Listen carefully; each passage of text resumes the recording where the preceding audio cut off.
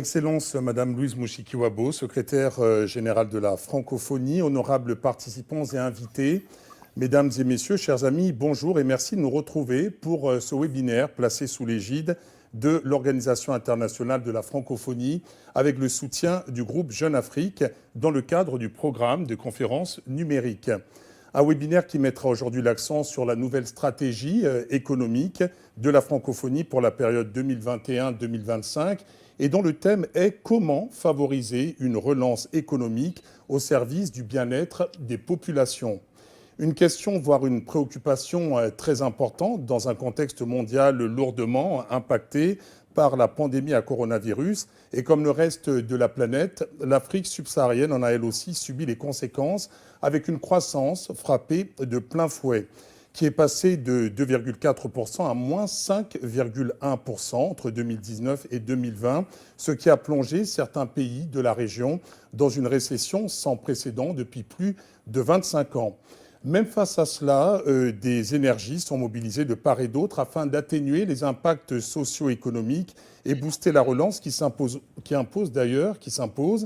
et autant d'actions qui figurent parmi les principaux défis de la nouvelle stratégie économique de l'OIF pour la période 2021-2025. Nous allons donc aujourd'hui, via ce webinaire et avec l'aide de notre expert et de nos speakers que je vais présenter dans un instant, mettre en lumière les moyens d'action et tenter de répondre à différentes questions en lien avec les 3 points principaux suivants. Le premier, à propos des échanges commerciaux et des investissements, à savoir comment stimuler le commerce intra-africain et favoriser des environnements d'affaires stables.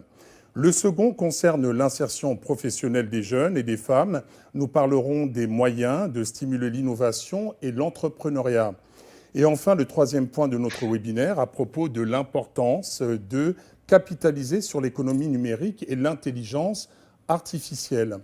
Je vais à présent vous donner quelques informations pratiques pour participer pleinement à cette session.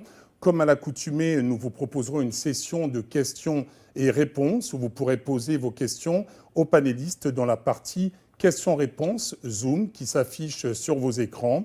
Et si vous rencontrez un souci technique, n'hésitez pas, vous pourrez nous l'indiquer également au même endroit. Nous passons maintenant aux différents intervenants et speakers, en commençant par vous, Excellence Madame la Secrétaire Générale de la Francophonie, Louise Mushikiwabo, qui aujourd'hui, évidemment, nous convie à l'intérieur même des locaux et sous l'égide de laquelle se tient ce webinaire. Bonjour et merci d'avance pour vos éclairages qui seront également, en tout cas, mis à profit. Nous sommes aussi très heureux de compter sur la participation effective de Monsieur Lionel Zinsou. Bonjour à vous, vous êtes le fondateur et associé gérant de Southbridge, une banque d'investissement qui fournit des solutions financières et des conseils à des clients publics et privés à travers l'Afrique. Et puis votre longue expérience d'économiste sera d'un grand apport lors de notre discussion où nous attendons également de bonnes nouvelles, car il y en a quand même sur le plan des prévisions à propos de la croissance. Merci encore à vous de vous être rendu disponible depuis Abidjan. Pour évoquer le défi de l'emploi, notamment celui des jeunes et des femmes, qui sera un des points de notre échange, nous avons le plaisir d'accueillir depuis Kigali Madame Lydia Kizimana. Bonjour Madame, vous êtes la directrice de l'AIMS, l'Institut africain des sciences mathématiques, ce réseau panafricain qui est aussi, et c'est important de le préciser, un vivier d'excellence. Parmi nos speakers aujourd'hui également, Monsieur Nassim Oulman, voilà je le dis, bonjour et merci de vous joindre à nous. Vous êtes économiste et surtout vous agissez au sein de la Commission économique pour l'Afrique de l'Organisation des Nations Unies. Vous êtes par ailleurs spécialisé dans le développement durable et le commerce équitable, le commerce international. Votre apport sera donc également précieux. Avec nous en ligne depuis Douala, Madame Aurélie Chazet, Maître Chazet, que nous accueillons également. Bonjour à vous, vous êtes associée gérante et cofondatrice du cabinet d'avocats d'affaires Chazet et Partners. Vous avez été très sollicitée par les entreprises lorsqu'il a fallu gérer la pandémie. Votre expérience et vos conseils seront donc très appréciés. Je rappelle à nos intervenants les deux règles principales de notre échange qui sont concision dans le propos et prise en compte du temps imparti, ce à quoi vous allez adhérer pleinement, j'en suis certain, et ce à quoi va adhérer également notre expert. Il s'agit de Nicolas Simel Ndiaye, qui est également avec nous. Il est directeur au sein du cabinet international Deloitte. Merci de vous joindre à nous. Nous allons découvrir votre présentation dans un instant. Mais avant cela, et sans plus tarder, je vais également présenter et donner quelques informations à ceux qui nous rejoignent. Tout à l'heure, la session des questions et réponses donc à laquelle vous pourrez participer se déroulera en fin de session, mais vous pouvez d'ores et déjà, je le rappelle, poser vos questions via la case Zoom qui est à l'écran. Mais avant tout propos, je vais passer le relais à Madame la secrétaire générale de la francophonie. Excellence, c'est à vous. Merci beaucoup, cher Robert. Mesdames et messieurs qui participaient activement à cet échange sur la francophonie économique, je voudrais remercier le groupe Jeune Afrique qui, avec nous, est derrière cette discussion que j'anticipe intéressante pour ceux qui nous suivent. Je suis heureuse aujourd'hui d'ouvrir cet échange que nous avons organisé donc conjointement avec Jeune Afrique sur le thème important dans le contexte pandémique, j'espère post-pandémique bientôt, que nous connaissons tous. Beaucoup de débats, beaucoup de webinaires depuis le début de l'année dernière sur cette crise et l'impact économique. Mais nous devons continuer d'en parler parce que nous devons trouver des solutions et ces solutions, nous allons les trouver ensemble. Alors, je vais d'abord vous donner un état des lieux. Ensuite, je vais donner quelques pistes, à mon avis, sur les acteurs internationaux. Ensuite, très brièvement, ce que notre organisation, l'Organisation internationale de la francophonie, a fait depuis le début de cette crise et je reviendrai à la fin pour donner quelques remarques de conclusion. Alors, je vais essayer d'être très informelle dans cet échange parce que justement, personnellement, je pense que pour pouvoir répondre à l'impératif de reconstruction économique, de réapprentissage même pour certains domaines, il faut qu'on change de logiciel. Et pour le monde francophone en particulier, je crois aussi fermement que nous devons agir différemment.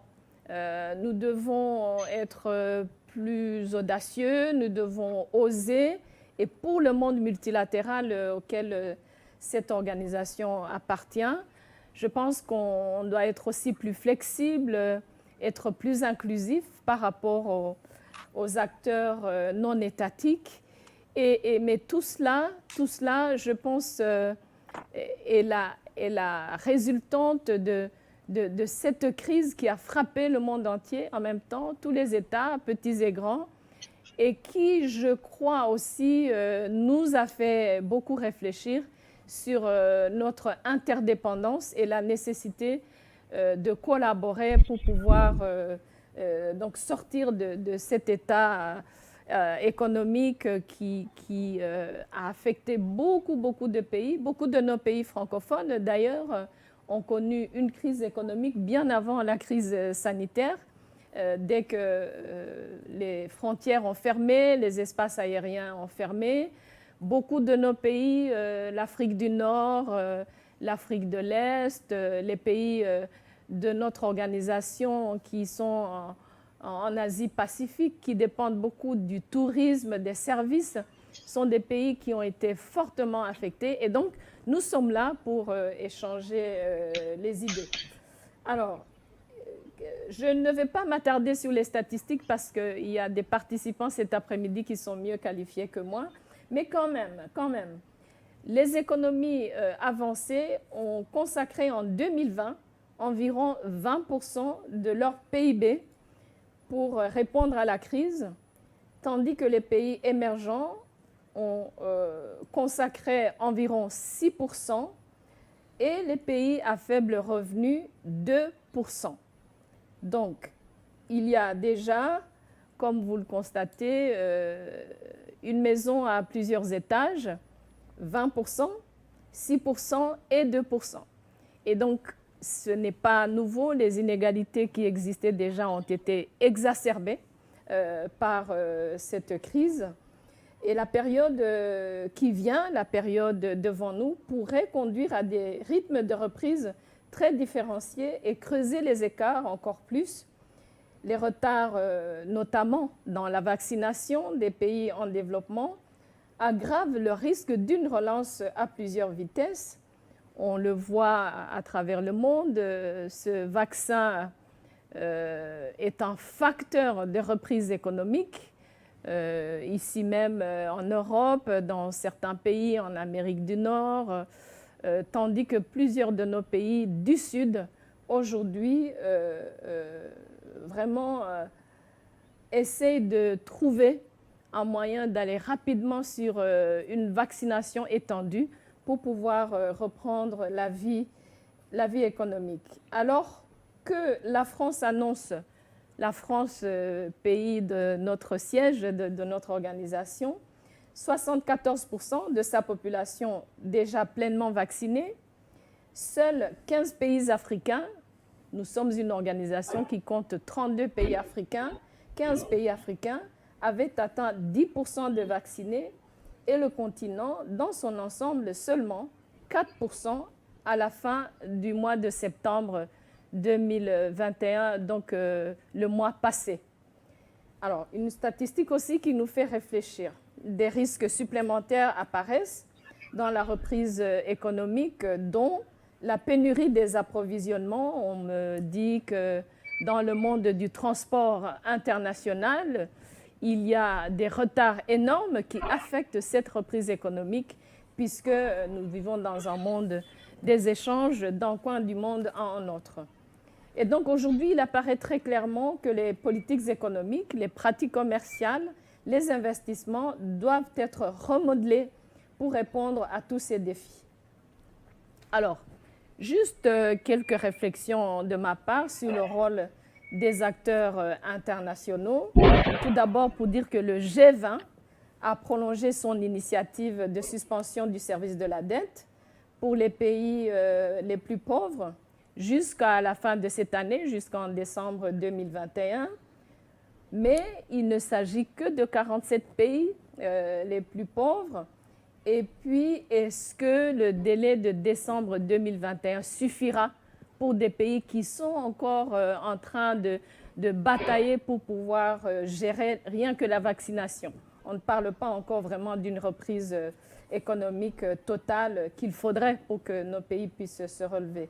Alors, je me suis moi-même engagée personnellement et la maison que je dirige pour l'équité vaccinale aux côtés de nombreux Africains internationalistes influents en faveur d'un moratoire sur la dette pendant le premier confinement. Donc, dès le mois d'avril 2020, c'est important pour notre organisation de aussi contribuer à ces plaidoyers internationaux. L'aide publique au développement a augmenté de 3,5% en 2020. Les banques multilatérales de développement ont collectivement annoncé plus de 200 milliards de dollars de mesures de soutien, mais des capacités financières limitées empêchent encore une aide supplémentaire. Je voudrais ici signaler le rôle particulier du Fonds monétaire international qui s'est mobilisé pour des pays qui n'ont pas les moyens, on va les appeler comme ça, et qui a approuvé une allocation de droits de tirage spéciaux équivalent à 650 milliards de dollars, dont 33 milliards iront vers l'Afrique. J'aimerais bien avoir un 100 milliards supplémentaires aller vers l'Afrique. Cela reste même insuffisant vu la souffrance économique de plusieurs de ces pays les moins avancés. Et donc, je voulais dire ici que parmi les acteurs internationaux qui ont contribué à cette relance, le Fonds monétaire international s'est distingué par son accompagnement des États, son écoute, sa compréhension et le lobby intense qui a été mené auprès des États. Et je voudrais ici quand même remercier le monde multilatéral en passant par le Fonds monétaire international. Alors l'urgence aujourd'hui, c'est de s'engager collectivement pour une accélération de la vaccination.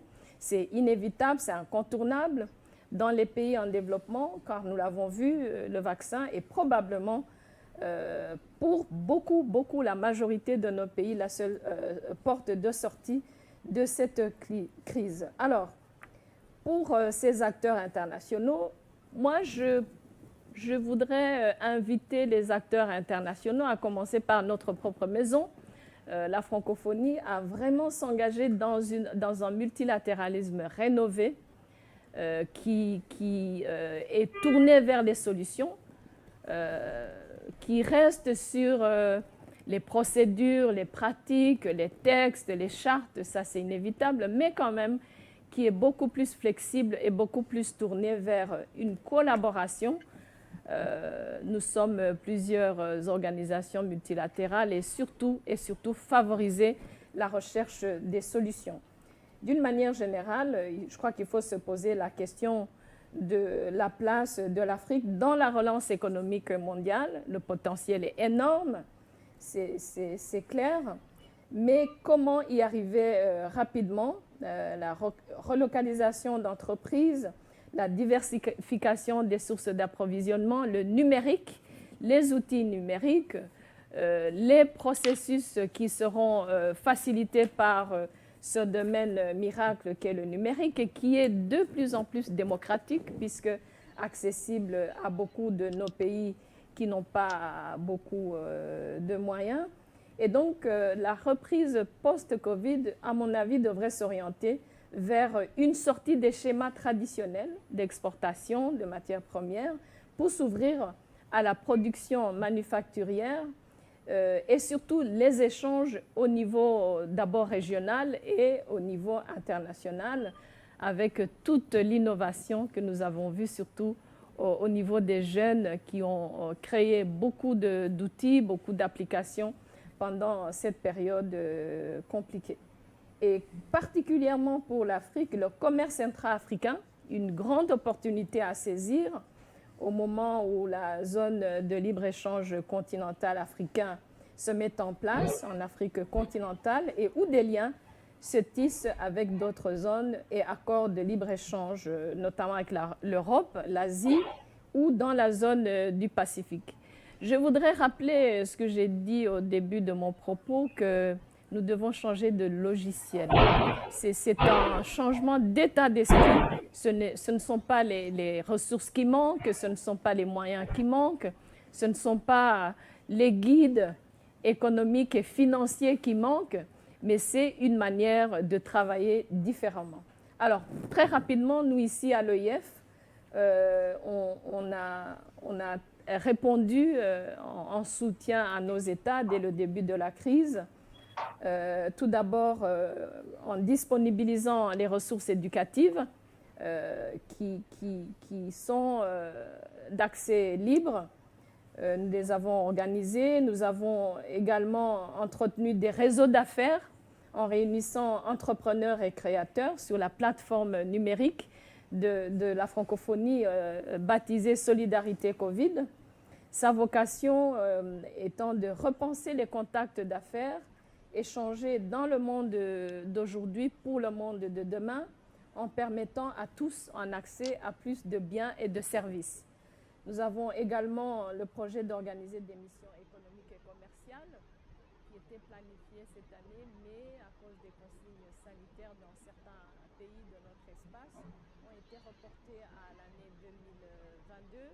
Donc l'Asie du Sud-Est, la première mission commerciale au Vietnam et au Cambodge, dans le premier trimestre de 2022, et plusieurs mois plus tard, 3-4 mois plus tard, pour l'Afrique centrale, notamment pour les pays de l'espace francophone, le Gabon et le Rwanda.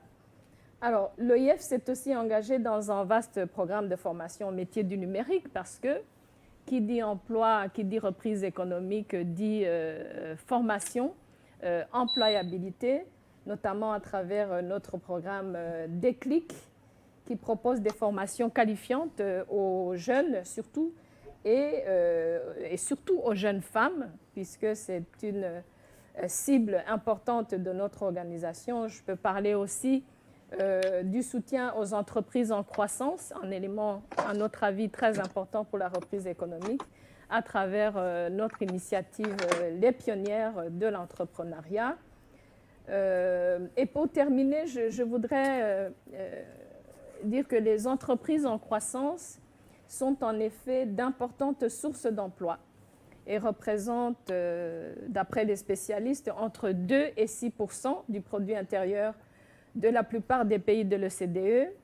Aussi, le soutien à l'entrepreneuriat de croissance peut-il générer, me dit-on, jusqu'à 100 fois plus d'emplois que l'appui aux micro-entreprises. Mais on va écouter des spécialistes tout à l'heure. Voilà pour un début de cette conversation économique francophone, et je me réjouis d'écouter les experts dans ce domaine, et merci encore de m'avoir écouté. Je repasse la parole à Robert Brazza. Merci à vous, Madame la Secrétaire Générale. On retiendra évidemment les termes multilatéralisme rénové qui vont interpeller tous nos intervenants, en commençant d'ailleurs par l'expert. Il s'agit de Monsieur Nicolas Simel Ndiaye, à qui je vais passer le relais pour sa présentation. C'est à vous. Merci, Monsieur Brazza. Madame la Secrétaire Générale de l'OIF, chère Louise Moujikiwabo, Mesdames et Messieurs les panélistes, chers participants à cette conférence, je me réjouis à la suite de la Secrétaire Générale de l'OIF d'avoir l'opportunité de partager avec vous quelques enjeux qui me semblent prioritaires en ce qui concerne la relance économique, notamment en Afrique subsaharienne. Mon propos s'articulera autour de 3 axes. Je rappellerai d'abord les conséquences économiques et sociales de la pandémie, dont certains effets persisteront dans le temps malheureusement. J'évoquerai ensuite la nécessité de s'appuyer sur de nouveaux leviers, non seulement pour accélérer la croissance, mais aussi stimuler la croissance à long terme, au-delà de la relance. Et j'insisterai enfin sur les opportunités offertes à cet effet par l'intégration commerciale régionale et l'économie numérique ou l'innovation telle que cela a été évoqué tout à l'heure. En ce qui concerne la pandémie, à l'instar des grandes crises économiques majeures comme celle de 1929 et de 2008, elle constitue pour le monde ce qu'on appelle une rupture de croissance. En l'occurrence, pour l'Afrique subsaharienne, la récession de 2020 a mis un coup d'arrêt à un quart de siècle de croissance, sous l'effet notamment d'un double choc. D'une part, un choc de la demande avec une diminution de la demande globale qui est adressée à un continent traditionnellement exportateur, mais aussi la baisse de la consommation des ménages et des entreprises du fait de revenus disponibles moindres. Donc ça, c'est d'une part. Et d'autre part, il y a eu un choc de l'offre avec des pertes de production cumulées de l'ordre de 12 points de PIB. Comme souvent, la réponse à cette crise, c'est beaucoup appuyé sur des politiques macroéconomiques d'injection de liquidités, d'expansion budgétaire, avec des besoins de financement d'urgence qui étaient d'ailleurs considérables, qui étaient estimés à plus de 150 milliards de dollars. Et donc, sous l'effet, entre autres, des mesures de relance qui ont pu être mises en œuvre, on assiste aujourd'hui d'ores et déjà à un retour de la croissance, puisque d'après les prévisions du FMI qui ont été publiées au mois d'octobre, l'Afrique subsaharienne devrait atteindre un taux de croissance de 3,7 à 3,8% en 2021 et 2022. Bien entendu, il faut se réjouir de ce retour à la croissance. Toutefois, cela ne devrait pas amener à éluder 2 phénomènes qui me semblent très importants. Le premier phénomène, c'est que le retour à cette croissance semble relativement plus timide que dans d'autres régions du monde, et ce retour cache des réalités différentes, comme peuvent le refléter la situation du Botswana d'une part et d'autre part de la République du Congo. Deuxièmement, et ça me paraît très important, on aura sans doute des effets d'hystérèse avec la persistance des effets de certaines conséquences économiques et sociales de la crise, alors même que les deux chocs qui les ont déterminés vont s'estomper progressivement. Je pense notamment aux effets des pertes massives d'emplois de l'ordre de 8,5%, au basculement dans la pauvreté de plusieurs dizaines d'Africains et surtout à la détérioration potentielle du capital humain et à l'accentuation des inégalités. Donc, et j'en viens à la slide suivante, il me semble important d'appréhender la question de la relance à deux horizons avec des leviers qui peuvent être différents et complémentaires. D'abord, à court terme, il me semble qu'il y a un enjeu majeur d'accélération de la relance au cours des 2 à 4 prochaines années. Et à cet égard, la question du financement macroéconomique de la relance semble prépondérante face à des besoins qui sont estimés pour les prochaines années à plus de 425 milliards de dollars. Sur ce point, cela a été évoqué tout à l'heure, la question des droits de tirage spéciaux est intéressante parce que ça donne de nouvelles marges de manœuvre aux États. Encore faudrait-il qu'aux 33 milliards qui ont été débloqués par le FMI le 2 août 2021, que viennent s'ajouter au moins une centaine de milliards de dollars supplémentaires avec un mécanisme de réallocation comme l'a évoqué tout à l'heure Madame la Secrétaire générale. Ensuite, à long terme, je pense qu'il y a un enjeu de stimulation de la croissance pour les 25 à 30 prochaines années. Et de ce point de vue, il me semble important de se focaliser sur les moteurs, ce qu'on appelle les drivers de la croissance à long terme, notamment l'éducation et la formation, donc le capital humain, mais aussi l'innovation et l'intégration commerciale régionale. Et j'en viens à la slide suivante. J'aimerais justement insister sur ces deux derniers leviers qui constituent, me semble-t-il, des opportunités majeures, à la fois pour accélérer la relance, mais aussi pour stimuler la croissance à long terme.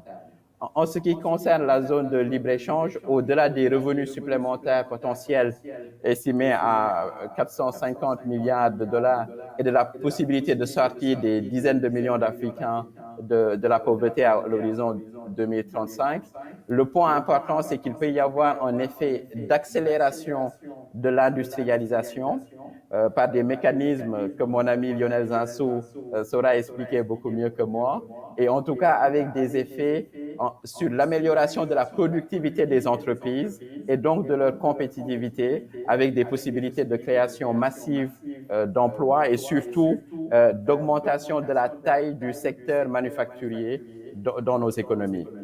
Quant à l'innovation, elle est évidemment source d'amélioration de la productivité et donc de la compétitivité des entreprises. Elle est une source de création d'emplois et surtout, c'est aussi une source de bien-être. Aujourd'hui, on a des entrepreneurs, des chefs d'entreprise qui sont extrêmement talentueux et qui, grâce à l'innovation, sont en train de résoudre des défis extrêmement importants en matière de changement climatique, d'amélioration de l'inclusion notamment. Enfin, et je terminerai par cette slide, si l'Afrique veut tirer le maximum des opportunités offertes par l'intégration commerciale régionale et l'économie numérique ou l'innovation, il me semble que le fait d'amplifier la mobilisation des PME et des startups constitue une condition sine qua non. Cela devra passer, bien entendu, par une réallocation de certains facteurs de production. On sait qu'il y a un déficit énorme d'un point de vue microéconomique d'accès au financement pour les PME, pour les startups du continent. Il y a aussi des défis en termes d'accès aux technologies, d'accès aux talents. Moi, j'accompagne des dizaines de PME au Sénégal, en République démocratique du Congo, au Bénin, et je suis tous les jours impressionné par le besoin que les PME ont d'avoir accès au financement nécessaires pour créer davantage de richesses et davantage d'emplois. Il y a aussi une question d'accès au marché et de ce point de vue, je pense que la francophonie géographiquement offre une très belle opportunité en termes d'espace d'accès au marché pour les PME et les startups africaines. Renforcer l'appui des PME permettra aussi d'être dans une logique beaucoup plus inclusive, non seulement vis-à-vis des jeunes, vis-à-vis des femmes, mais aussi vis-à-vis des territoires. Et cela me paraît extrêmement important. Et donc, pour conclure, je pense que ce qui est passionnant au-delà des aspects purement économiques, c'est que de façon latente et pas moins vigoureuse, 20 ans après la disparition de Léopold Sédar Senghor, les valeurs des pères fondateurs de la francophonie, notamment l'enracinement, l'ouverture, la solidarité, ne sont certainement pas que des valeurs culturelles. Elles peuvent aussi être, j'en suis convaincu, des valeurs économiques sur lesquelles on peut s'appuyer à la fois pour améliorer le bien-être et améliorer le vivre ensemble. Et à travers les différents exemples qui ont été cités par Madame la secrétaire générale de la francophonie, j'en profite pour saluer les nombreuses initiatives de cette organisation pour une relance qui soit beaucoup plus inclusive et qui soit aussi fondée sur des valeurs qui sont celles de la francophonie et que nous partageons. Donc, je laisse le soin à nos différents panélistes d'approfondir un certain nombre de sujets et je me réjouis de ce débat de très grande qualité auquel nous allons assister. Merci. Merci à vous, Nicolas Simeldiaï, pour cette présentation. Vous êtes donc notre expert du jour. Ils avaient mis en avant ces valeurs que sont l'ouverture et la solidarité. Elles prennent tout leur sens dans ce webinaire. D'ailleurs, comment favoriser une relance économique au service du bien-être en ce qui concerne d'ailleurs le premier point, comment stimuler le commerce intra-africain. Il y a évidemment ce constat, selon la Banque mondiale, l'économie de l'Afrique subsaharienne devrait croître de 3,3% cette année et avoisiner les 4% en 2022. Ce sont de bonnes nouvelles. Néanmoins, la région accusera un retard dans la relance par rapport aux économies avancées et aux marchés émergents. On peut y voir le reflet d'une faiblesse des investissements. Et cela m'amène à une question directement vers vous, Lionel Zinsou. Selon vous, comment peut-on stimuler la reprise des investissements en Afrique subsaharienne ? Bonjour à tous et merci de votre invitation. D'abord, si vous voulez, je ne suis pas tout à fait d'accord avec la statistique que vous venez de citer, ou du moins le commentaire. La raison pour laquelle la reprise africaine serait moins importante que la reprise européenne, par exemple, c'est parce que la chute de production a été beaucoup moins importante. Deuxièmement, vous savez, les prévisions du Fonds monétaire et de la Banque mondiale sont des prévisions glissantes. C'est-à-dire qu'ils assument de se tromper. Aujourd'hui, je vous parle d'Abidjan. Vous regardez cette région du monde, vous regardez l'Union économique et monétaire ouest-africaine. Actuellement, ils sont sur une trajectoire en 2021 de croissance de plus de 6%. Regardez le deuxième trimestre, dont on a les chiffres définitifs, de l'année 2021. En UEMOA, il est de plus 15% du PIB. Je vous rappelle que l'UEMOA n'est pas rentré en récession.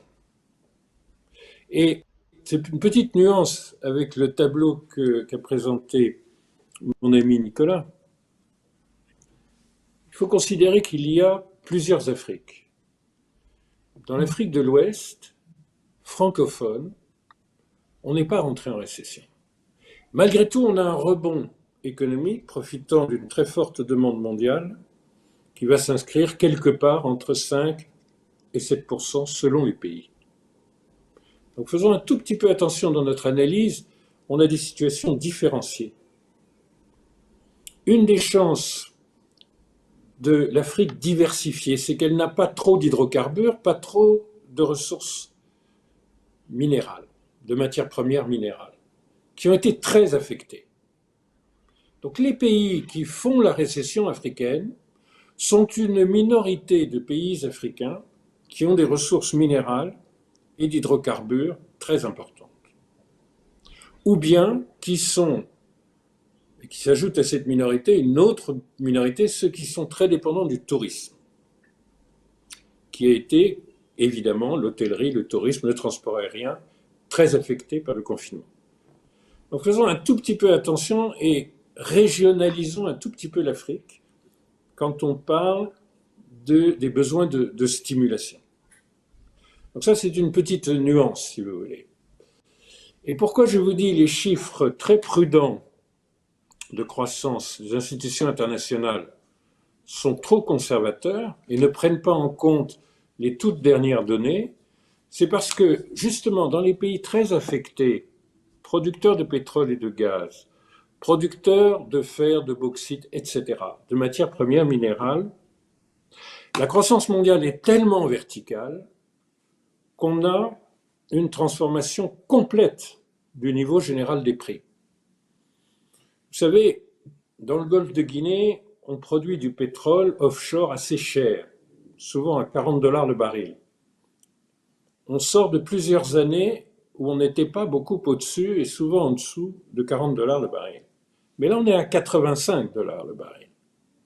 Ça change complètement l'économie, la dynamique de l'Afrique centrale, du Nigeria. Donc soyons prudents. Pour l'instant, retenons que l'Afrique a été, avec l'Asie, le continent le plus résilient, le moins récessif, et qu'elle est malgré tout parmi ceux des pays qui font une reprise vigoureuse.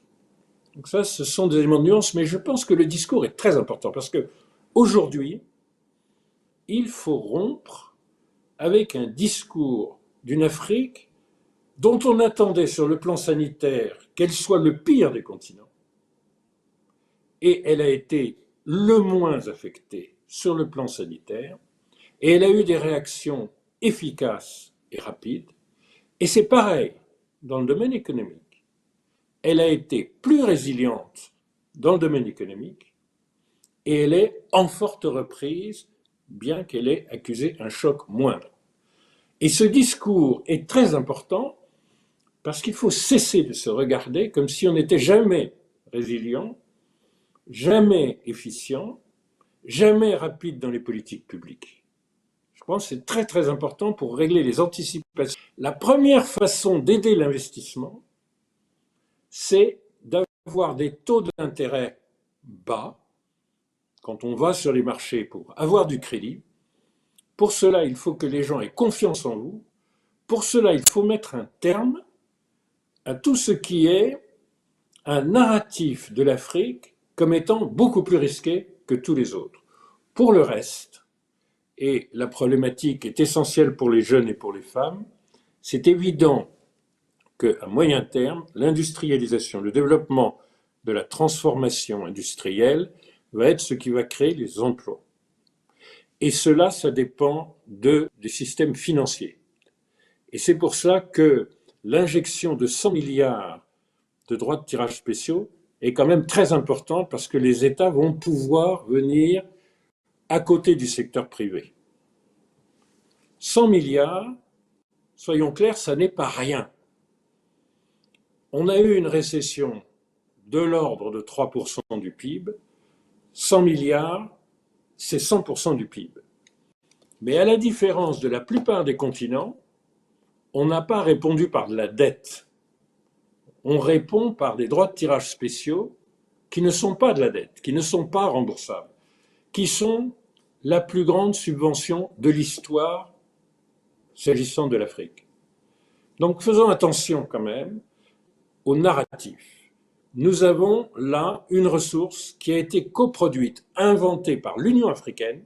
C'est l'Union africaine, en lien avec l'Union européenne, mais c'est l'Union africaine qui a introduit cette idée de distribution de droits de tirage spéciaux. C'est une idée africaine qui a des retombées sur l'Afrique qui sont majeures. Donc on a des éléments de financement. Je vous rappelle enfin que nos épargnants de l'extérieur, nos migrants, n'ont pas, comme dans la crise de 2008-2009, réduit leur flux de retour d'épargne vers le continent.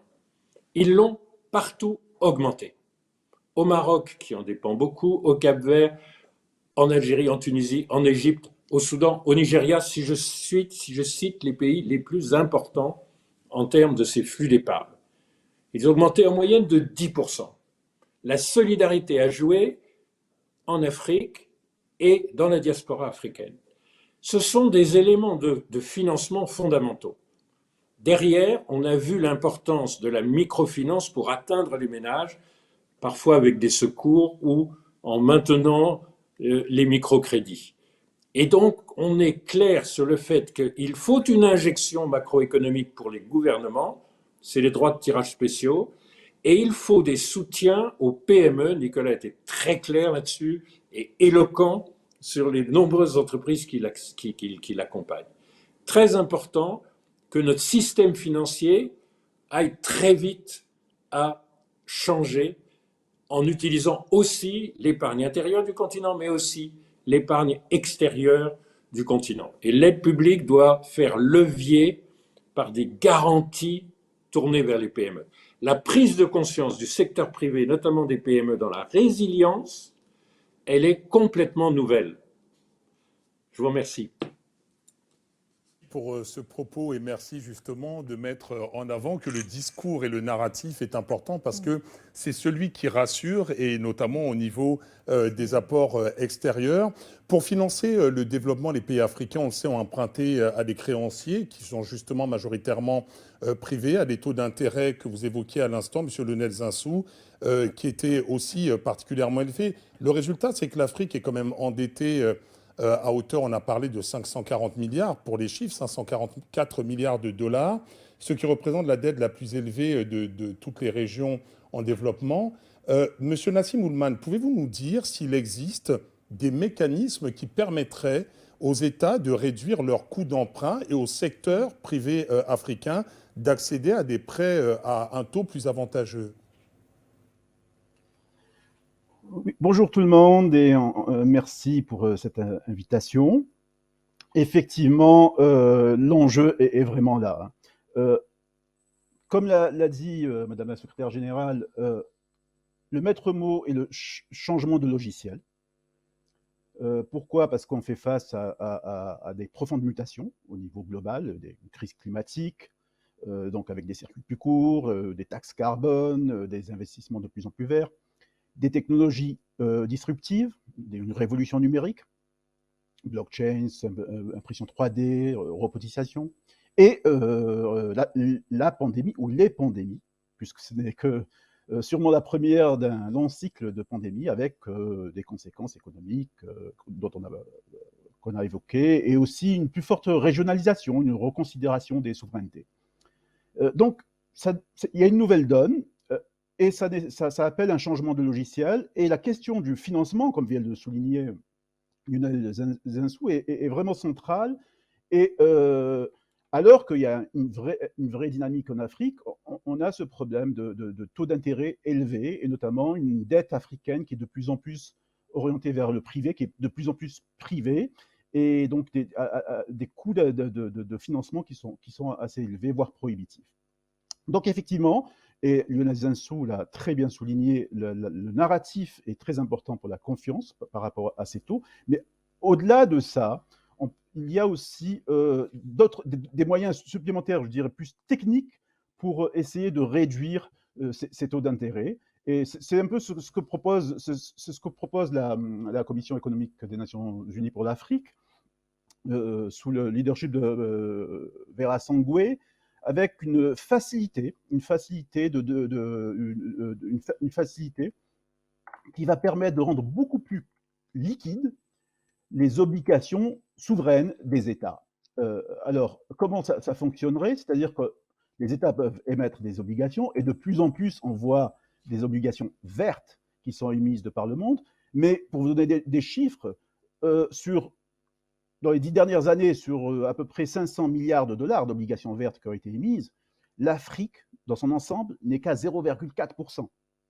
Donc on est très loin des montants qui sont aujourd'hui levée, je dirais, au travers de ces obligations vertes par les États. Et effectivement, pour changer de logiciel, on a besoin d'investissements verts et d'investissements plus inclusifs.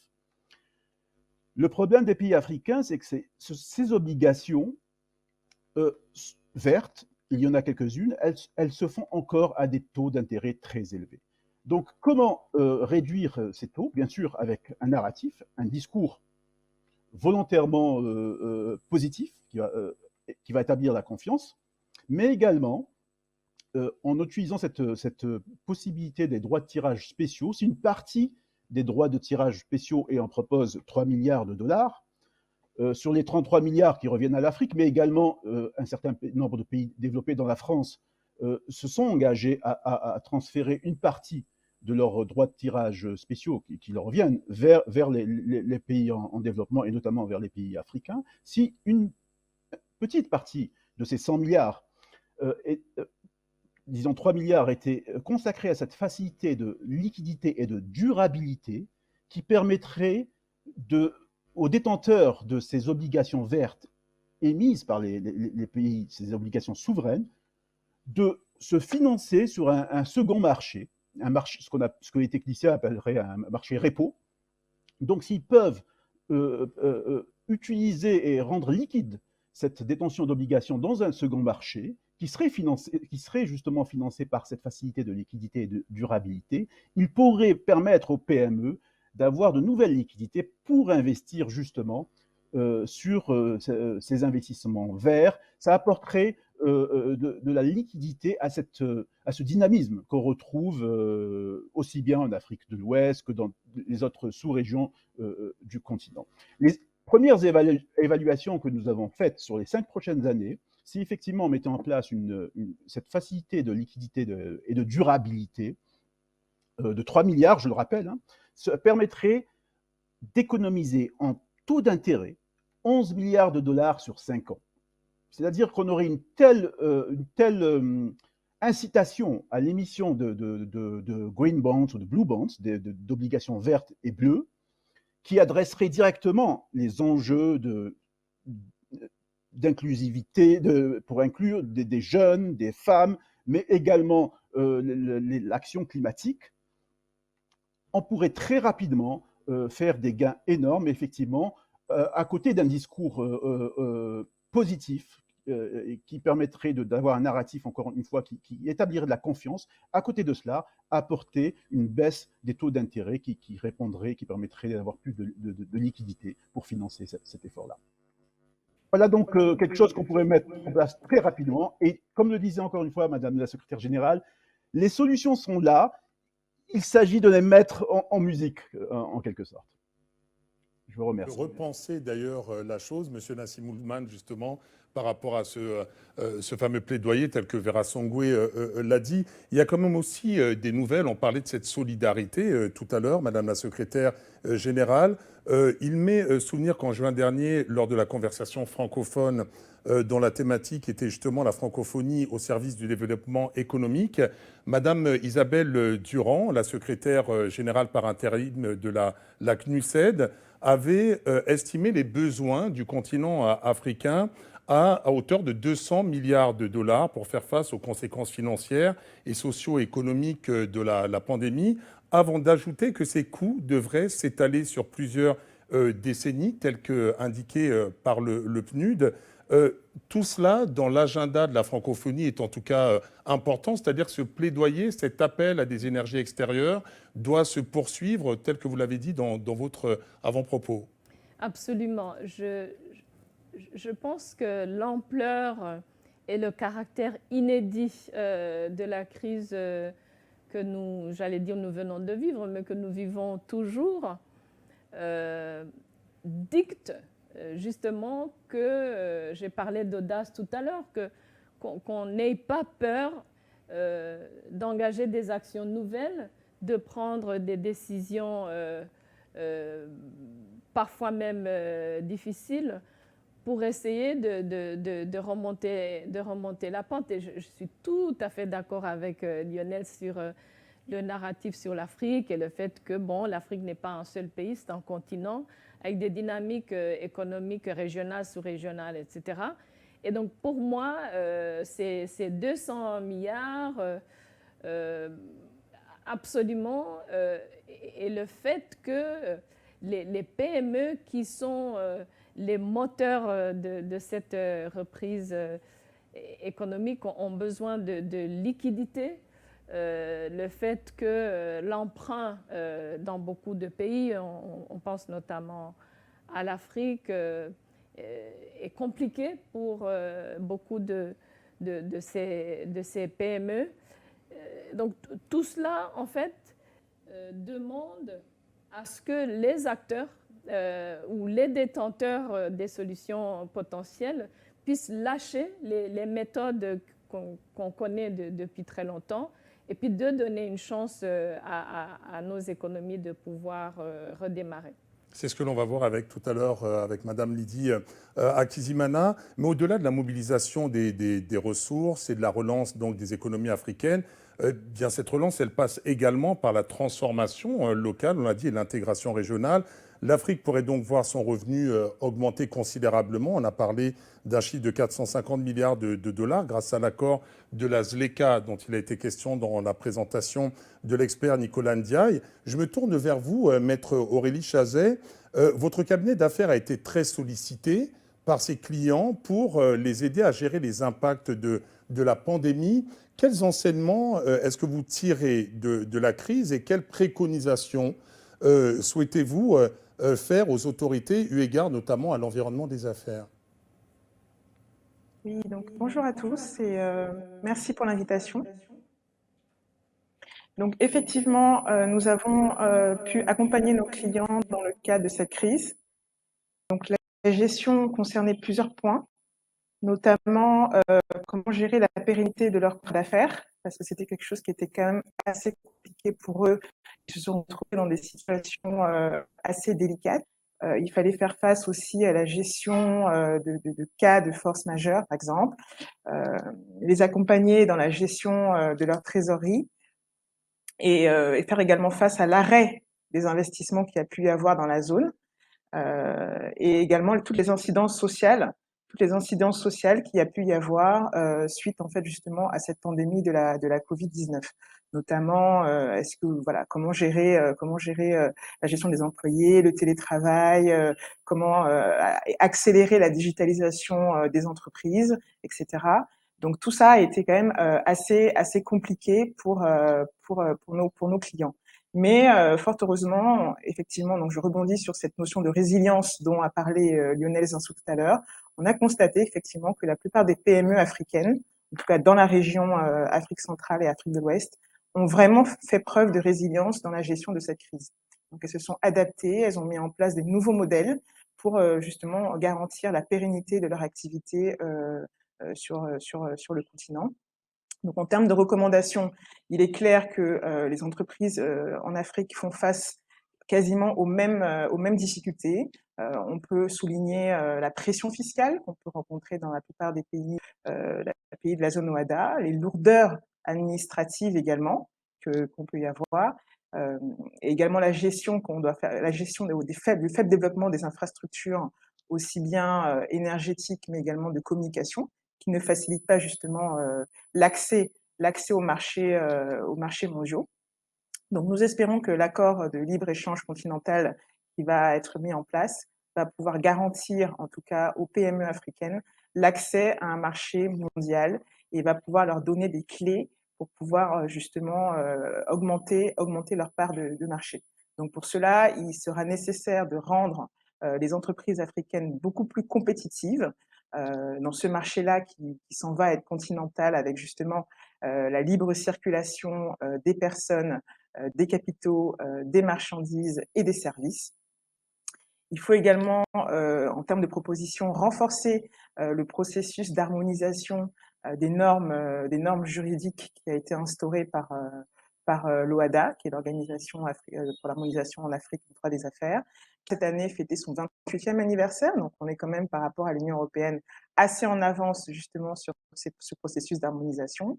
Et donc cette organisation-là, qui nous permet d'avoir une dizaine d'actes uniformes qui couvrent en fait les aspects majeurs droit des affaires, il faut justement renforcer cela pour pouvoir garantir un meilleur climat des affaires, un climat des affaires plus stable, qui est basé sur une certaine prévisibilité des règles juridiques qui sont applicables de notre zone. Cela passe également par justement l'accompagnement aussi des mesures fiscales incitatives pour les PME, pour les jeunes et bien évidemment pour les femmes. Les mesures fiscales incitatives sont très importantes, en tout cas pour booster les investissements. On va en appeler à votre concision, car l'horloge tourne assez rapidement. Ça va être le cas, j'en suis persuadé pour vous, Monsieur Nassim Oulman. Le niveau actuel du commerce intra-africain n'est que de 18%. Et l'une des conséquences est souvent la perte des emplois qui sont bien rémunérés.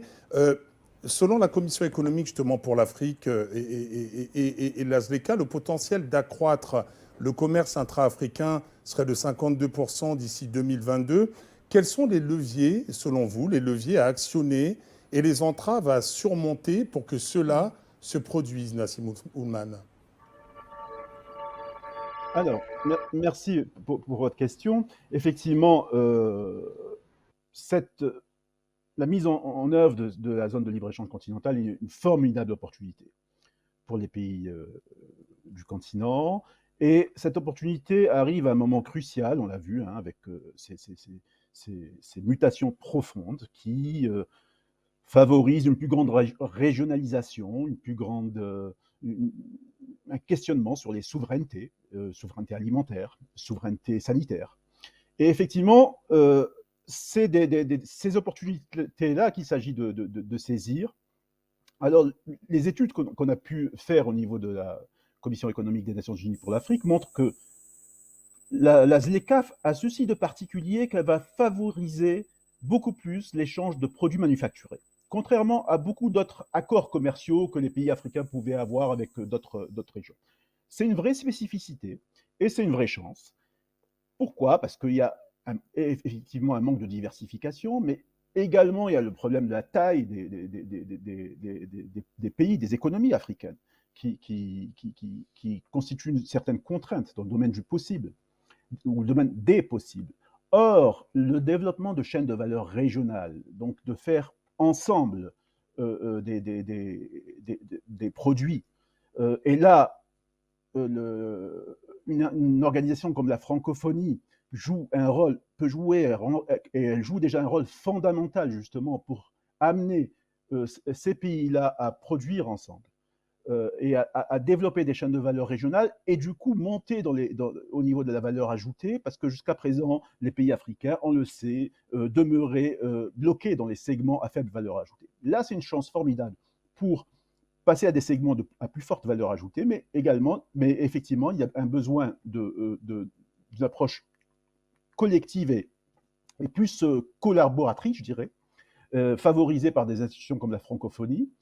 Mais là aussi, cela veut dire qu'il faut beaucoup travailler sur la logistique, parce que ça nécessite énormément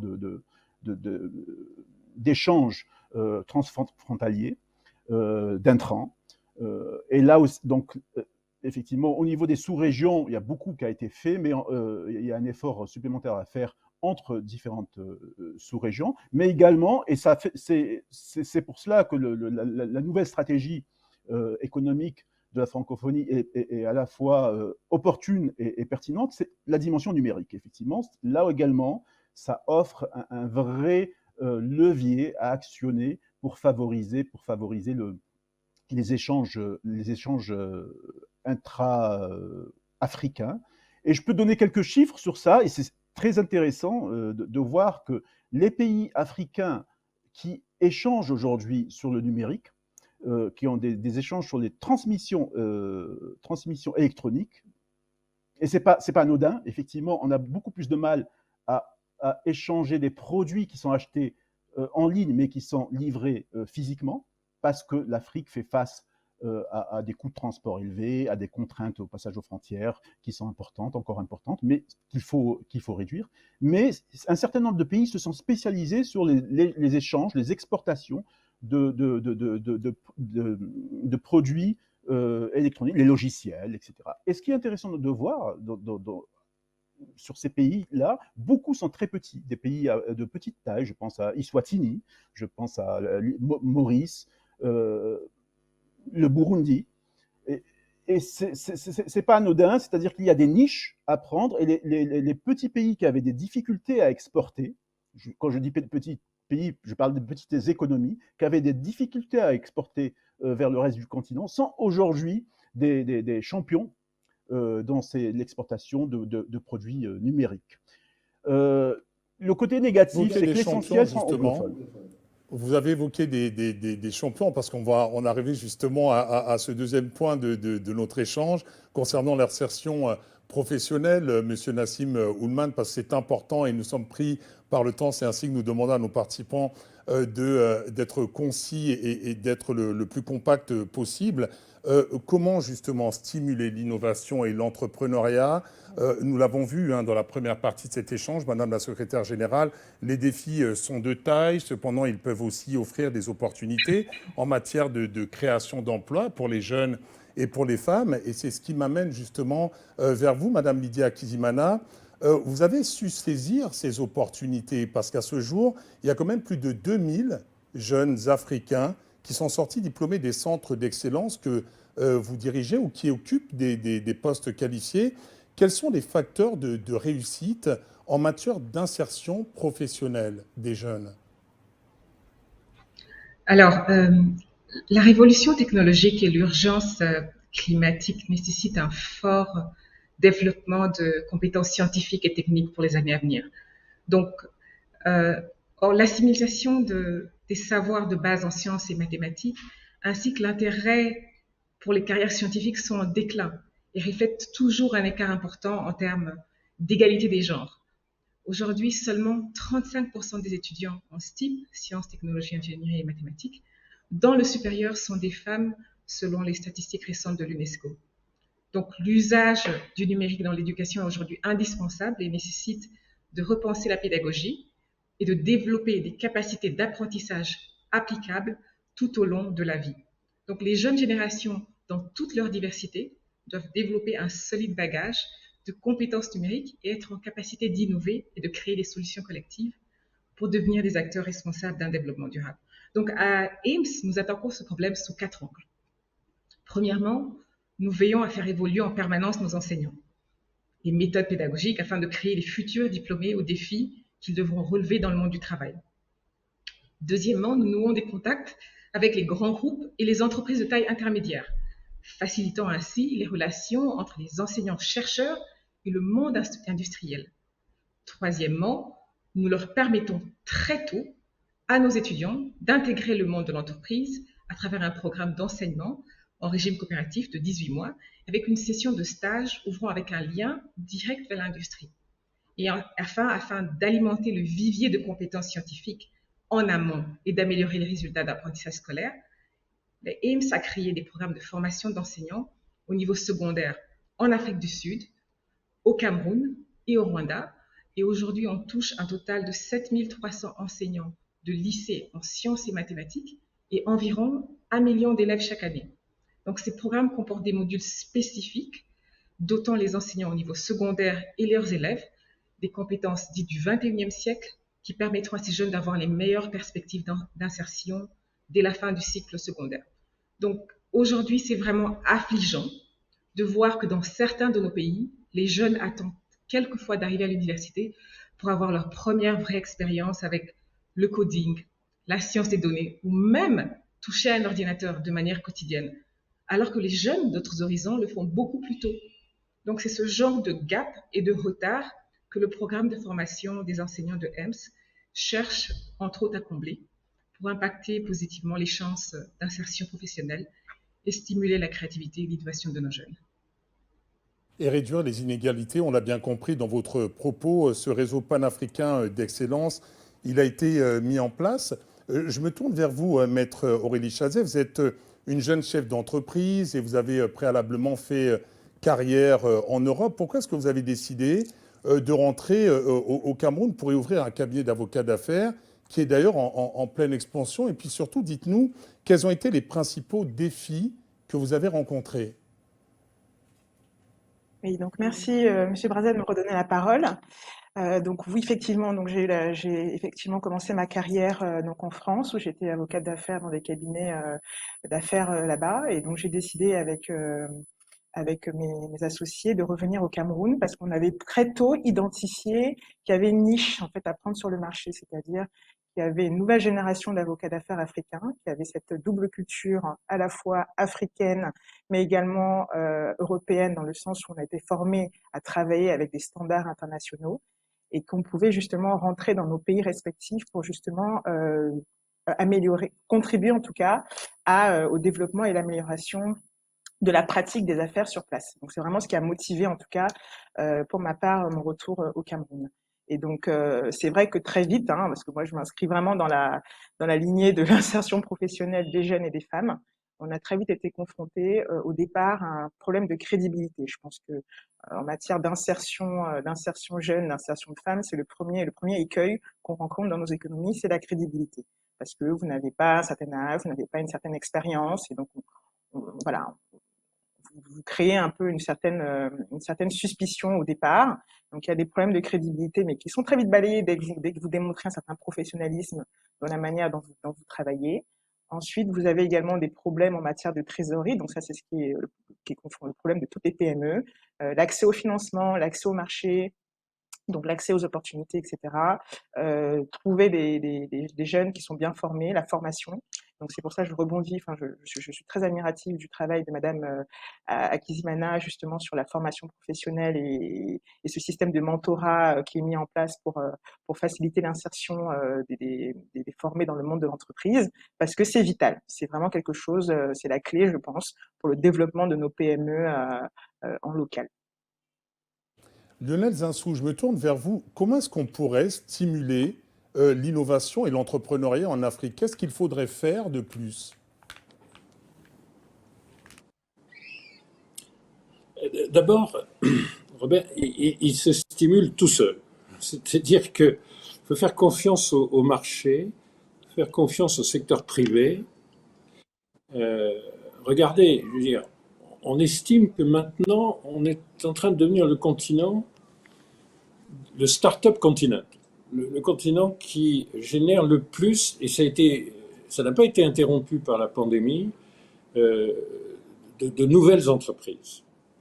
Donc, avant même de considérer la stimulation, donnons acte du fait que, notamment pour les femmes entrepreneurs, manifestement, il y a un phénomène africain.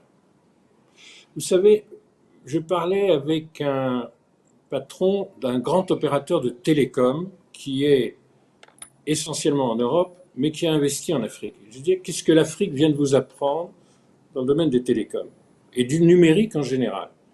Sa réponse m'a beaucoup étonné. Ça a été, l'Afrique a 15 ans d'avance sur les usages des télécoms et du numérique. C'est vrai de la monnaie digitale, c'est maintenant bien connu. Tout ce qui est MTN Money, Orange Money, M-Pesa au Kenya, c'est beaucoup plus actif que dans le reste du monde, à l'exception probablement de la Chine. Et ce sont de très nombreuses applications, de très nombreuses sociétés de fintech. Mais vous avez le même phénomène en green tech, vous avez le même phénomène dans les applications pour l'éducation, pour la santé. Si vous voulez. On a développé en Afrique, en Ouganda, un système d'échographie qui vous permettent, alors que vous n'avez pas d'hôpital de proximité ou de maternité de proximité, de faire par votre téléphone et avec des échographes bon marché un suivi des grossesses. En termes d'adoption de technologie, par rapport à des gens qui pensaient que l'Afrique était immobile ou qu'elle n'était pas rentrée dans l'histoire, ce qui est le plus frappant, c'est qu'elle est en adoption rapide de technologies nouvelles dans tous les domaines. Et cela, ça doit être accompagné d'un écosystème financier qui le rend mieux possible. Et je voudrais saluer tout ce qui a été dit en matière d'innovation financière, d'obligations. Il y a les obligations vertes, il y a les obligations sociales. Il y a beaucoup de liquidités dans le monde aujourd'hui sur ces sujets dits de ESG, qui sont à la fois environnementaux et des sujets sociaux. Il faut qu'on canalise vers les femmes entrepreneurs, vers les jeunes entrepreneurs, ces nouvelles ressources qui clairement sont à des taux d'intérêt plus bas. Ce qui a été dit était très très clair, et ce sur quoi travaille la Commission des Nations Unies pour l'Afrique est tout à fait intéressant. Il faut maintenant rendre liquide le travail, la croissance des entrepreneurs. Mais avant même de dire stimulons, reconnaissons que l'initiative privée, le secteur privé a été à la hauteur et est une des forces de la résilience pendant cette pandémie en Afrique.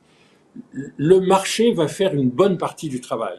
Ça n'est pas qu'une affaire d'aide publique au développement ou une affaire de budget.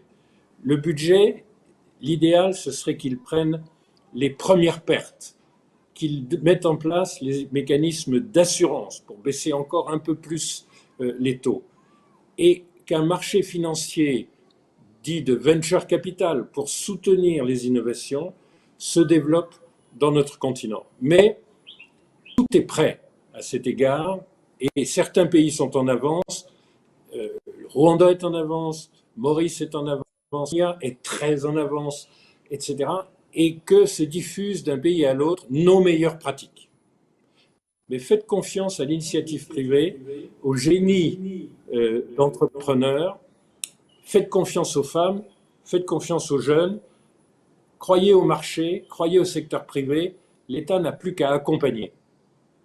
Il faut y croire, justement, c'était une bonne transition, Monsieur Lionel Zinsou, par rapport à l'importance aussi, vous l'avez dit, de capitaliser sur tout cet élan, notamment sur l'économie numérique, sur l'intelligence artificielle. Le monde s'est tourné massivement vers l'espace cyber. Les modes de vie ont été modifiés, d'ailleurs, que ce soit en ce qui concerne l'enseignement. On a vu les soins à distance, tels que vous venez de l'évoquer, le télétravail. Quels seraient, selon vous, Monsieur Zinsou, les grands enjeux de l'économie numérique et de l'intelligence artificielle pour les individus, pour les entreprises et pour les États aussi en Afrique? Alors, les États vont assez vite, si vous voulez. Qui aurait dit vraiment qu'on numériserait en termes de fiscalité, en termes de résultats d'examen, simplement en termes de visa, en termes de tests PCR? Quand vous allez en Afrique aujourd'hui, vous avez très souvent fait en numérique toutes les formalités que vous êtes obligé de faire dans les autres continents en arrivant à l'aéroport physiquement.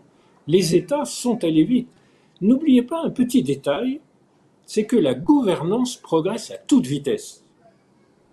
Vous en aviez un exemple tout à l'heure, quand on vous parlait de ce que faisait la Commission économique des Nations Unies. Elle le fait avec l'Union africaine. Tout ce qu'on a dit sur la dette, sur les DTS, dont je vous ai dit, ils ont été inventés à Addis Abeba par les envoyés spéciaux sur la dette. Tout ça, c'est une gouvernance collective de l'Afrique. Est-ce que ça existait il y a 3 ans, il y a 5 ans? Non. Regardez la plateforme numérique qui a été mise en place par l'Union africaine, financée par l'Afreximbank, et qui est la plateforme de commande d'équipements médicaux, d'équipements de protection et de vaccins. On est équipé désormais à un niveau d'efficacité numérique qui n'a jamais été connu et qui est à bien des égards supérieur à d'autres continents. L'Union européenne n'a pas la même plateforme numérique de commande de vaccins et d'équipements médicaux. Bon, il se trouve que sur les vaccins, il y a eu un nationalisme et qu'on a refusé nos commandes. On était complètement équipés, et ça c'est vraiment une initiative collective prise par l'Union africaine qui a été, en matière de gouvernance nouvelle et numérisée, incroyablement efficace. Est-ce qu'on le dit? Est-ce que tout le monde le sait? Je n'en suis pas sûr. Je pense que c'est très important à faire savoir. Donc, si vous voulez, ici même. Évidemment, le digital est partout, mais même dans la gouvernance publique. J'ai commencé par la gouvernance publique, vous continuerez tout seul sur les entreprises. Les mêmes progrès de gouvernance s'observent à grande vitesse. Le Covid, qui nous a fait énormément de mal, a néanmoins accéléré toutes les tendances.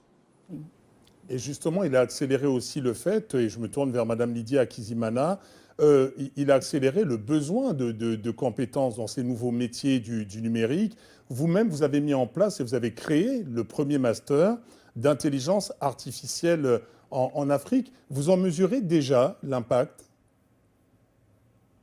Tout à fait. On a créé au Rwanda, il y a quelques années, il y a 2 ou 3 ans, le premier master en intelligence artificielle. Aujourd'hui, nous avons des étudiants qui, en terminant ces masters, sont tout de suite engagés par des entreprises comme Google, Facebook et autres. Euh, mais aujourd'hui, nous avons aussi une grande, grande demande, en fait, de jeunes qui veulent venir euh, étudier dans des centres comme le nôtre. Aujourd'hui, on a à peu près 6000 candidats qui veulent faire soit un master ou un doctorat en tout ce qui est sciences des données, intelligence artificielle. Et parmi ces 6000 applications, nous avons seulement 300 places. Donc, c'est très, très, très compétitif. La communauté des diplômés, aujourd'hui, on est à 2500. Et sur ces 2500 jeunes qui ont déjà fini à IMSS, 54% sont employés dans le domaine des STEAM, 28% font d'autres masters ou de la recherche ou des doctorats. Et nous avons plus de 402 doctorants qui ont été attribués à des anciens de l'IMS. Maintenant, la question, c'est de savoir, est-ce que le secteur privé africain, est-ce que les gouvernements africains sont en train de capitaliser sur cette manne que sont ces jeunes, en fait, qui sont diplômés, qui sont compétents dans tous ces domaines vraiment spécialisés comme l'intelligence artificielle? Ça, c'est vraiment une question que je lance et un appel que je lance au secteur privé parce qu'il faudrait donner la chance à ces jeunes de venir travailler dans des entreprises africaines, de venir travailler sur des problèmes concrets et pouvoir trouver des solutions aux problèmes de notre continent. Une question qui pourrait se poser à vous, justement, Monsieur Nassim Oulman.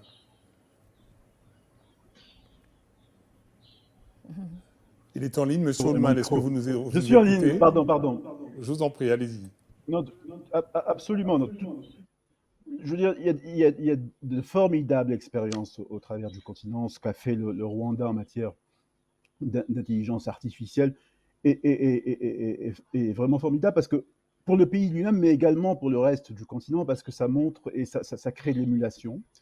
Sur l'intelligence artificielle, je ne vais pas vous donner les secteurs parce que, comme le disait Lionel Zinsou, il faut faciliter les choses aux jeunes et notamment aux jeunes femmes, leur procurer les financements et c'est eux-mêmes qui vont définir quelles sont les bonnes solutions et les bonnes réponses aux besoins des économies du continent. Ce qu'on fait concrètement, l'année dernière, on a posé la première pierre du CARIA, le Centre africain de recherche en intelligence artificielle, à Brazzaville, au Congo, avec l'ONUDI, avec l'Union internationale des télécommunications. Et on a volontairement visé un pays francophone, parce qu'il y a la question aussi du contenu. C'est vraiment une dimension fondamentale pour ne pas avoir deux Afriques en matière d'intelligence artificielle.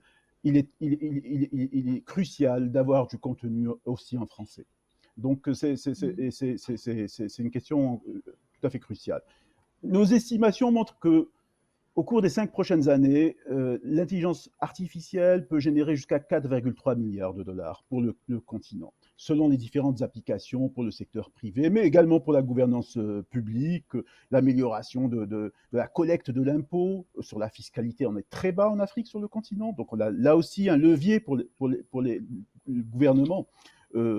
On est autour de 12% en moyenne sur l'ensemble du continent. Donc là aussi, par rapport aux standards, je dirais, mondiaux, on est encore très loin. Donc il y a des possibilités fantastiques. Et l'intelligence artificielle peut apporter des réponses, et notamment sur le secteur privé. Mais le plus important, c'est de mettre à disposition des différents acteurs, et notamment des jeunes, ces possibilités-là, pour qu'ils puissent vraiment les saisir et en tirer profit pour les économies du continent.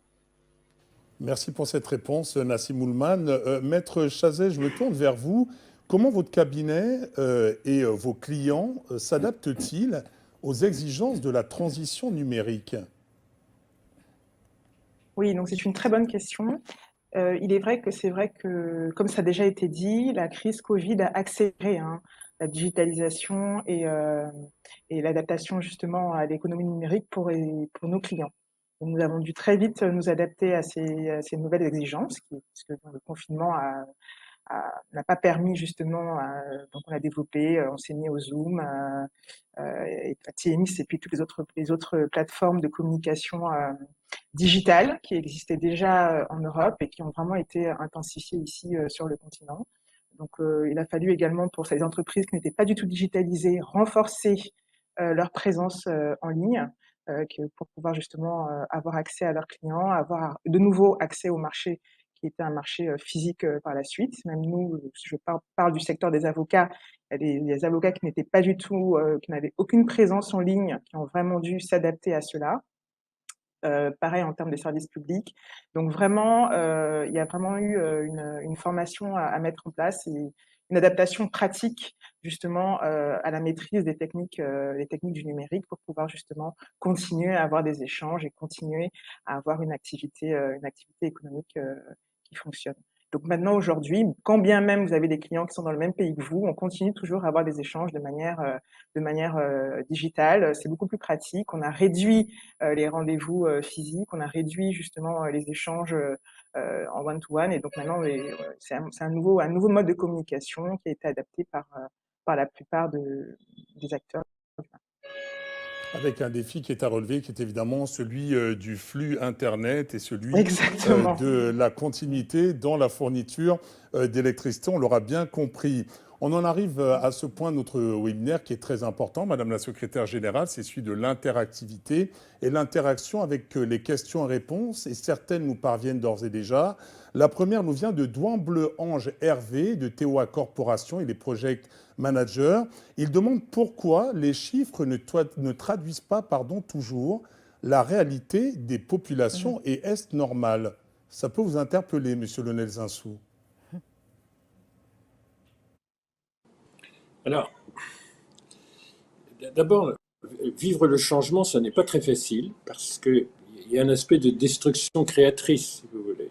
Donc, évidemment, il y a beaucoup de choses qui sont troublées fondamentalement par le changement.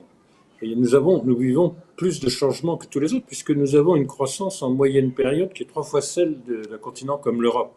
Alors l'Europe passe son temps à nous parler de disruption. Donc oui, il y a des éléments de destruction, il y a des perdants dans le changement, il y a des perdants dans la mondialisation, il y a des gens qui sont plus vulnérables. La deuxième chose, vous voyez par exemple, la productivité agricole, ça crée des phénomènes d'exode rural. Vous avez donc des groupes qu'il faut accompagner dans le changement. La deuxième réponse, c'est qu'il y a des inégalités. Ça résulte un peu de la première remarque. Il y a les gagnants de ces transformations. Et on voit, comme dans tous les phénomènes de forte croissance, également, moins qu'en Chine, me direz-vous, peut-être moins qu'aux États-Unis, mais également, on voit des facteurs d'inégalité. Donc, qu'est-ce qu'on a vu dans la pandémie? Que pour venir au secours des journaliers qui perdaient leur emploi quand il y avait un confinement strict, on avait très peu de moyens de protection sociale. On a utilisé des apports en nature, mais on a utilisé aussi numérique. Alors ça a été plus puissant dans certains pays, le Maroc, le Togo, le Rwanda, pas dans tous évidemment. Mais évidemment, il faut accompagner les perdants du changement et il faut une solidarité avec les gagnants du changement. Les inégalités, ça existe dans les économies en développement. Et ça explique une bonne partie des problèmes de perception. Vous voyez, notre production agricole, si je prends l'ouest de l'Afrique, elle est en forte progression depuis des années. Malgré les problèmes d'environnement, il y a de plus en plus de croissance des productions vivrières et des productions d'exportation. Je suis en Côte d'Ivoire, je peux en témoigner de visu. Regardez mon pays, le Bénin, il a doublé sa production de coton en 5 ans. Et en même temps, vous avez des problèmes d'accès au foncier, vous avez des problèmes d'accès au crédit, vous n'avez pas de crédit agricole, vous avez un problème des femmes notamment, la reconnaissance de leur travail et leur liberté d'accéder elles-mêmes au foncier et devenir elles-mêmes des chefs d'entreprise. Vous avez encore du travail des enfants dans les communautés les plus pauvres, parce que s'il n'y a pas le travail des enfants, la famille ne survit pas. Donc vous avez une réalité sociale qui est différente de la réalité macroéconomique. La réalité macroéconomique, elle parle de pays, elle parle de sous-régions, elle parle du continent, elle parle d'ensemble. Et derrière cela, il y a clairement, et la pandémie l'a rendu très sensible, un vrai problème de ce que la Banque mondiale appelle des safety nests, de la sécurité pour les plus vulnérables. La montée des problématiques sociales pendant la pandémie va nous obliger à avoir un monde d'après différent en termes de protection sociale.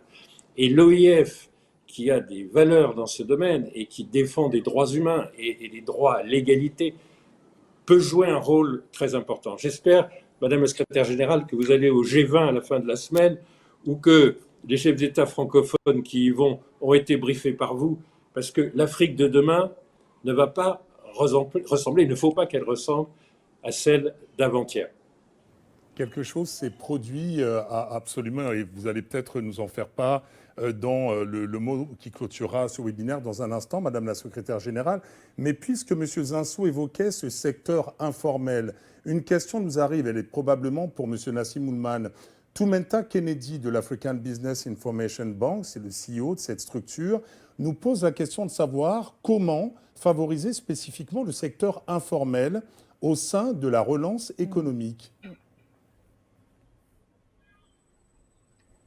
Alors, c'est une excellente question. Le secteur informel est une véritable force. Il fait preuve d'agilité et c'est ce qui fait la résilience du continent. Si effectivement, tout à l'heure, on a parlé de chiffres qui démontrent la résilience du continent, c'est aussi lié à cela. Alors, il ne s'agit surtout pas de lutter contre le secteur informel, mais de lui donner un cadre où il peut s'exprimer et se formaliser petit à petit. Donc, ça passe par des statuts individuels d'entrepreneurs, ça passe par des statuts, je dirais, légers d'un point de vue administratif, qui permettent aux entrepreneurs, aux entrepreneuses de pouvoir se concentrer sur la réponse qu'ils apportent à des défis économiques et qui, petit à petit, sont de mieux en mieux accompagnés. Pourquoi ? Parce que les structures économiques de nos économies sont faites de PME. Et les PME ont besoin de ces acteurs informels autour d'elles. Et c'est vraiment ce cadre-là, encore une fois, qui permet de l'agilité, de la réponse rapide, qui va permettre à ce secteur informel de jouer encore mieux son rôle, je dirais, dans la résilience, et surtout le fait que ce secteur informel est un puissant levier d'accompagnement des laissés pour compte, des plus vulnérables. Donc là aussi, encore une fois, il faut trouver les outils qui accompagnent ce secteur informel et qui lui permettent de s'exprimer et petit à petit de se formaliser, mais toujours de manière, je dirais, légère et souple. Qui fait directement le lien justement avec le propos de Nassim Oulman, et je pense qu'elle va intéresser Madame Lydie Akizimana. C'est une question qui nous arrive de l'Antonirina Olga Razairi Malala, c'est mon accent malgache qui passe par là, de l'association Zanakidon, responsable projet. Elle veut savoir comment stimuler l'innovation et l'entrepreneuriat dans les villages. C'est une chose à laquelle vous avez certainement dû penser dans la mise en place de votre réseau justement au niveau des EMS. Alors, c'est une très très bonne question. J'ai en fait deux casquettes. Je suis PDG de l'Institut panafricain des sciences mathématiques, mais je suis aussi entrepreneur à la base.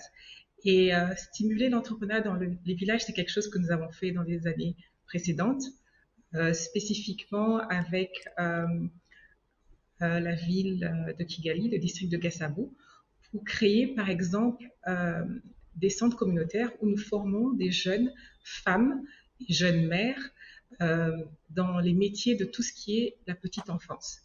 Aujourd'hui, quand on regarde l'Afrique en général, moins de 20% d'enfants ont accès à tout ce qui est éducation et petite enfance. Donc, ils vont pour la première fois à l'école quand ils ont 8 ou 9 ans. Et c'est trop tard. Le cerveau humain se développe à 80% entre 0 et 5 ans. Donc, si ce cerveau d'un enfant n'est pas stimulé entre 0 et 5, on commence déjà l'école primaire avec beaucoup, beaucoup de lacunes. Donc, comment commencer au niveau des villages à avoir des projets générateurs de revenus qui pourront non seulement créer de l'emploi pour ces femmes et ces jeunes filles qui sont des jeunes mères, mais aussi changer la perception de l'enseignement de la petite enfance au niveau des villages.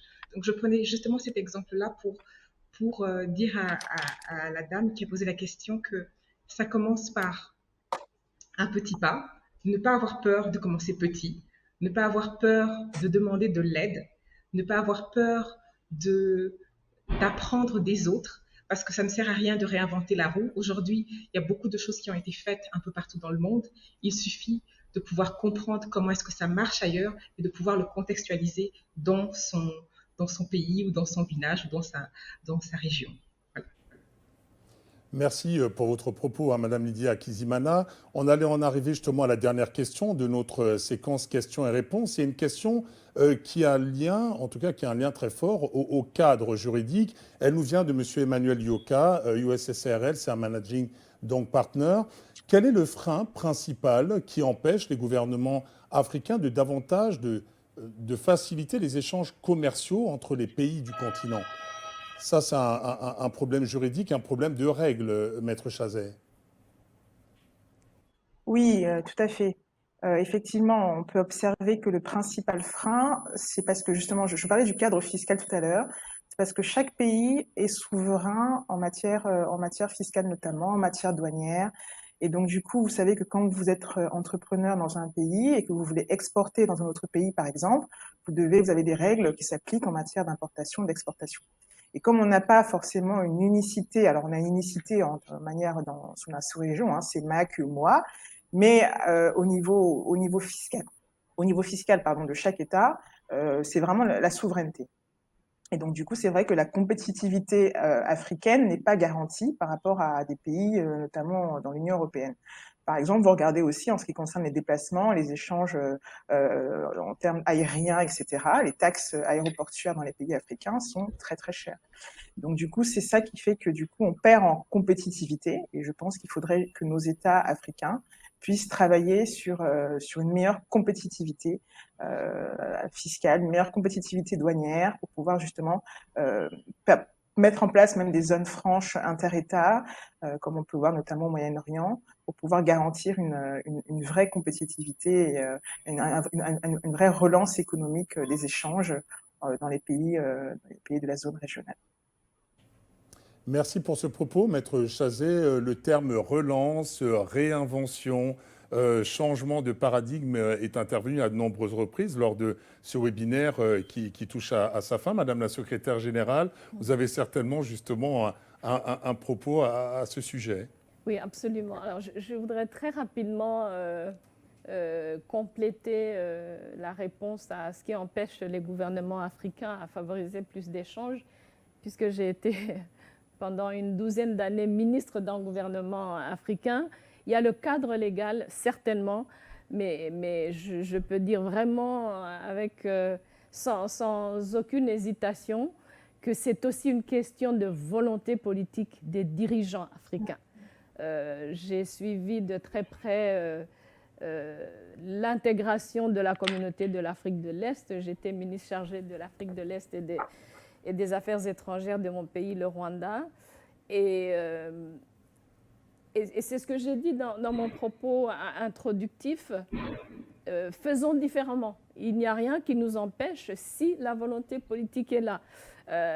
Pour le cas de l'Afrique de l'Est que je connais bien, le fait qu'aujourd'hui on se déplace du Sud-Soudan en Ouganda, au Kenya, jusqu'au Rwanda et bientôt en RDC avec sa carte d'identité plutôt qu'un passeport, eh bien, c'est une question de volonté des chefs d'État.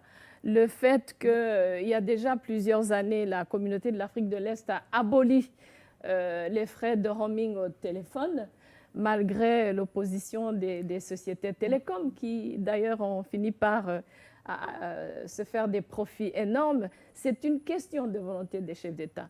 Le fait que les réunions formelles des États de l'Afrique de l'Est sont accompagnées d'échanges avec le secteur privé de l'Afrique de l'Est, c'est une volonté de chef d'État. Donc je pense que les changements, que ce soit dans le cadre politique, les changements en termes d'ouverture à sa sous-région, au continent, il y a vraiment, ça je le crois profondément, il y a cette question d'audace, de ne pas rester dans les schémas traditionnels. Je voulais ajouter cela. Alors oui, notre webinaire touche à sa fin et j'aimerais beaucoup que cette conversation économique continue. On en a déjà eu une il y a plusieurs mois. Bien évidemment, j'espère qu'au début de l'année, on pourra continuer avec ces échanges. D'abord pour dire que pour nous, la francophonie et l'OIF en particulier, il est très important qu'on puisse partager ces échanges passionnants qu'on a vécu cet après-midi, qu'on puisse être la plateforme où on retrouve les bonnes pratiques. Il y en a beaucoup qui ont été citées donc, cet après-midi. Le fait qu'il faut changer de narratif, le fait qu'il faut aller sur des éléments précis de réussite, de succès, d'échanges intra-francophones, mais aussi avec des pays non francophones. Ça, c'est notre rôle à nous, l'OIF en particulier. Et concernant la réunion du G20 à Rome en cette fin de semaine, personnellement, je ne serai pas là, mais les chefs d'État de nos pays membres de la francophonie, notamment le président actuel de l'Union africaine, le président Félix Tshisekedi, le président Macky Sall du Sénégal, un pays important de cet espace, mon propre président de la République du Rwanda qui est en charge du NEPAD. Ils seront tous présents à Rome et je peux vous assurer qu'on est déjà en contact. On aurait aimé être associés, enfin, je ne peux pas parler pour les chefs d'État, mais l'Afrique aurait aimé être associée beaucoup plus en amont lors des réflexions du G20, mais c'est déjà ça. On va utiliser cet espace à travers donc les chefs d'État de notre espace pour faire valoir ces différents aspects de la reprise économique. C'est sur l'agenda du G20, y compris ce plaidoyer pour les 100 milliards de plus sur les droits de tirage spéciaux.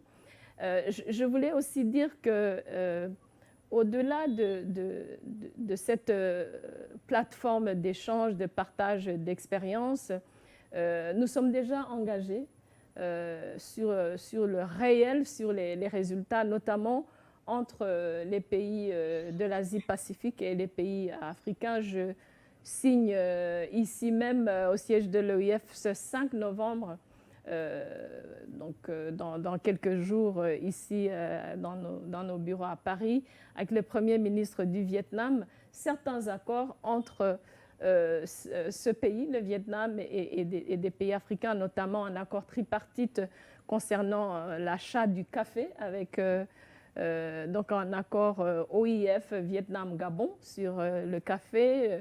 Je sais que cette même région est très intéressée par la noix de cajou, par le coton, et il y a déjà des transactions qui sont là.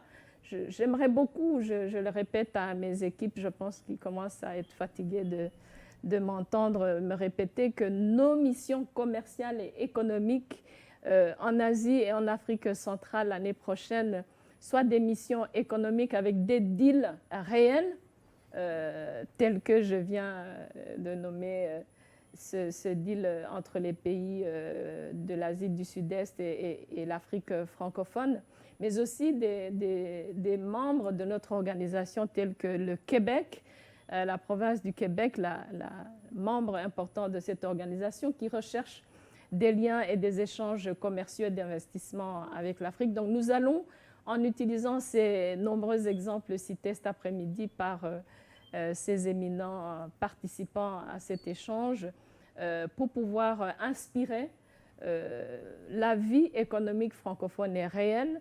Il y a des efforts à faire. Comme je l'ai dit, il y a un logiciel de fonctionnement à changer. Mais nous sommes convaincus, personnellement, je suis convaincue que ce rôle économique, la francophonie l'a. Et vous allez pouvoir nous suivre dans les années qui viennent. Nous allons de plus en plus donc, jouer notre rôle de catalyseur, de lobbyiste et de facilitateur d'échanges sur le plan économique. Mais en attendant, donc déjà sur notre site de l'Organisation internationale de la francophonie, nous allons résumer ces nombreuses très bonnes idées, ces expériences qui existent déjà pour pouvoir créer, vous excuserez mon mauvais français, le buzz sur la francophonie économique. Merci beaucoup. Merci à vous, Madame la secrétaire générale de l'Organisation internationale de la francophonie. Merci également à tous les participants de ce webinaire qui, je le rappelle, a été organisé par l'OIF avec le soutien du groupe Jeune Afrique. Merci à l'expert Nicolas Simendia du cabinet Deloitte. Merci à Monsieur Lionel Zinso, associé gérant de Southbridge Group, qui était présent avec nous depuis Abidjan. Madame Lydia Kizimana, directrice générale de EMS, se trouve quant à elle à Kigali. Monsieur Nassim Oulman, merci à vous également d'avoir répondu présent à notre invitation. Madame Maître Aurélie Chazet, depuis Douala au Cameroun, a également été présente, en vous rappelant que ce webinaire pourra être donc revu et partagé massivement via les plateformes donc de l'Organisation internationale de la francophonie et celle du groupe Jeune Afrique qui, à travers ma voix, remercie toutes les équipes techniques et éditoriales. Merci d'avoir été avec nous et à très bientôt sur les plateformes de l'OIF. Merci beaucoup, Robert. Merci à toi.